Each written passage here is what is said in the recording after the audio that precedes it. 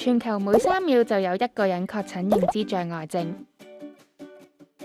喺生活上面作出少許嘅改變，就可以有助減低患上認知障礙症嘅機會。預防總比治療好。我哋一齊睇下以下10大護腦小貼士啦。1. 要常用腦袋，多進行鍛鍊腦筋嘅遊戲，例如打麻雀，及學習新知識，例如閱讀或者繪畫，都係保持腦筋靈活嘅好方法。2. 飲食要健康，適量增加食物嘅熱量同埋蛋白質，例如喺粥或者麥皮內加入肉碎、魚或者蛋花等。3. 要經常運動，運動可以刺激腦部，例如每日散步、參加太極班等都可以㗎。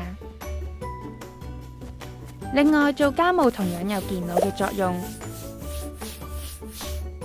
4. 持續良好嘅社交生活，多與親戚朋友見面同互動，或者參加義工服務，能有效延緩心智衰退。5. 保持心境開朗，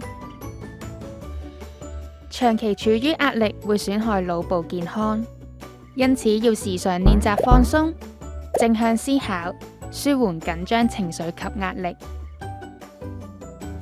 6. 要有充足嘅睡眠，每日維持6至8小時嘅睡眠時間，早睡早起，仲要確保有良好嘅睡眠質素同環境。7. 遠離煙酒，抽煙或者酗酒都係會影響腦部嘅健康，一定要遠離啊。8. 控制三高，心臟病、高血壓或者糖尿病都會增加風險，所以要避免食肥膩嘅食物，並且要注意體重、血壓、血糖、膽固醇等指數。9. 要養成定時進食嘅習慣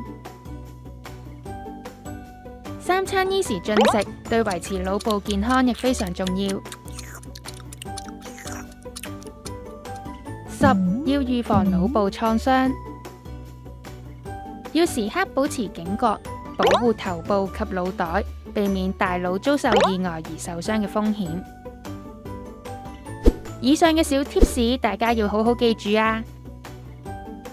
想知道更多有關認知障礙症患者服務及資訊，可以致電我哋查詢。